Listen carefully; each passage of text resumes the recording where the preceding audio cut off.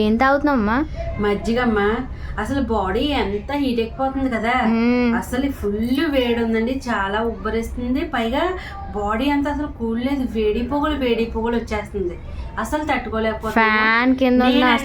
మజ్జిగనే తాగుతున్నాను. మా పిల్లలు అది తాగరు, అలాగే సబ్జర్ గింజలు నానబెట్టి ఆ వాటర్ అలాంటివన్నీ కలిపిస్తూ ఉండాలి, బార్లీ వాటర్ అలాగా.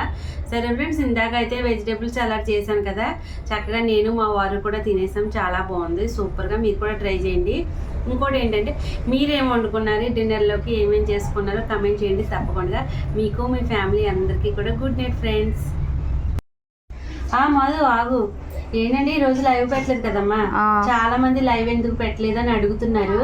ఎందుకంటే అసలు చాలా డల్ అయిపోతున్నాం కదా ఈ వేడికి, అది చాలా నీరసం వచ్చేస్తుందండి.